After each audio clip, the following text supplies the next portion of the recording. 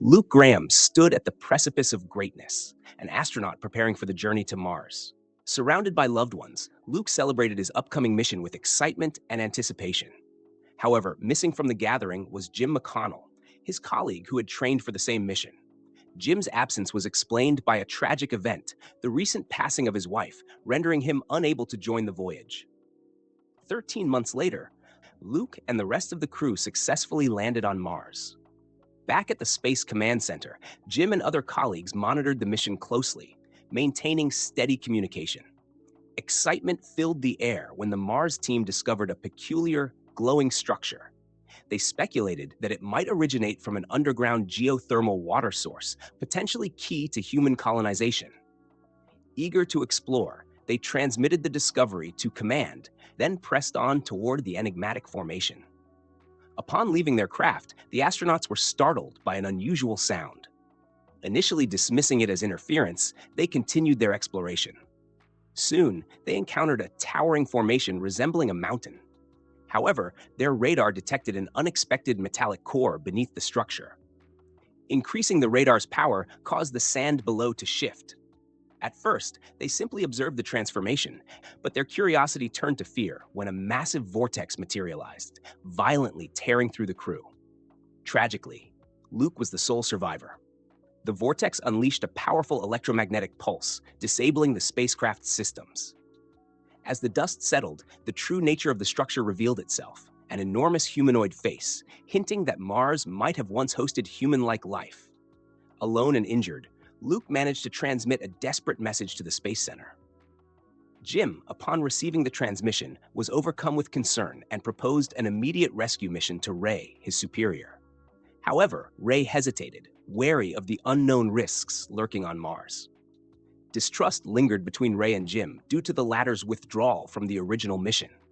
Tensions flared, but Woody Blake, another astronaut, defended Jim, explaining that his absence was solely to care for his dying wife, a choice any loving partner would make. Woody further emphasized that Jim had helped design the mission, making him indispensable for navigating Mars. Swayed by the argument, Ray authorized a rescue mission with Woody, his wife Terry, Jim, and a technician named Phil Omer on board.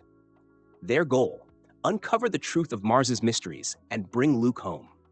As they neared Mars, strange interference disrupted their communications, and they spotted burial mounds marking the fallen crew members. Suddenly, a magnetic storm enveloped the planet, shrouding it in darkness. Despite the storm, Command approved the landing. Woody eagerly shared the news with Jim, only to find him watching an old family movie, lost in memories of his late wife. The team focused on landing, but as they worked, a swarm of meteorites struck the ship, injuring Phil and causing a dangerous atmospheric leak. Quick-thinking Terry used a packet of juice to identify the breach, guiding Woody as he ventured outside to repair it. Despite the damage, the crew continued their mission. Unknown to them, the impact had severely damaged their fuel tanks. Upon ignition, a catastrophic fuel leak triggered an explosion, destroying the ship. With no other option, the crew donned spacesuits and began the treacherous journey to a resupply module orbiting nearby.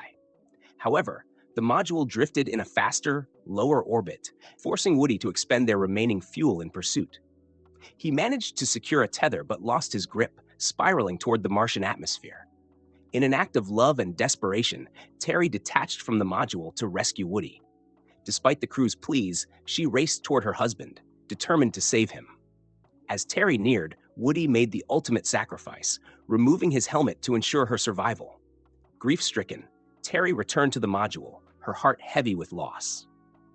Bound by sorrow and shared purpose, the crew reached the Martian surface. They focused on repairing the Earth Return Vehicle, ERV, using salvaged parts from the wrecked ship. While searching the ruins, Jim discovered a thriving greenhouse, a vibrant oasis amid Mars's desolation. As he marveled at the plants, a reflection in the water revealed Luke standing behind him, axe in hand. Luke, isolated for months, had succumbed to paranoia and trauma.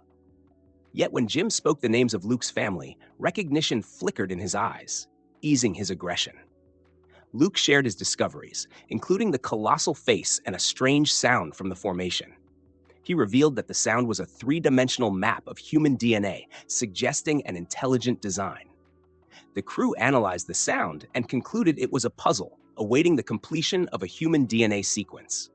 With cautious hope, they transmitted the sequence using a rover. The signal triggered an entrance in the formation, glowing with unearthly light. While Phil remained outside to repair the ERV, the others ventured inside, only to be sealed within. Inside the formation, they discovered an atmosphere identical to Earth's and removed their helmets. Deeper within, they found a massive, detailed model of the solar system. A holographic figure of a Martian appeared, silently explaining Mars's history. It revealed that Mars was once teeming with life, but an asteroid had devastated the planet, forcing the survivors to flee. Some Martians traveled to Earth, seeding it with the microorganisms that would evolve into life as we know it. The crew was stunned. Humans and all life on Earth were descendants of ancient Martians.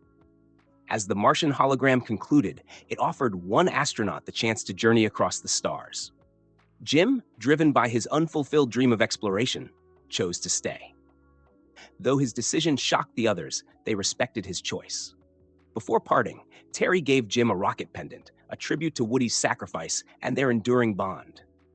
With farewells exchanged, the crew exited the formation, leaving Jim behind. The structure transformed into a capsule, lifting Jim into the cosmos. Immersed in a strange liquid, Jim discovered he could breathe, entering a new state of existence. As memories flooded his mind, Jim smiled, embracing the unknown future. From the ERV, the crew watched Jim's capsule soar into the depths of space, traveling far beyond their reach. The mission ended with a sense of closure, their intertwined destinies a testament to the boundless wonders awaiting humanity. The vast cosmos stretched before them, a reminder that the journey of discovery had only just begun.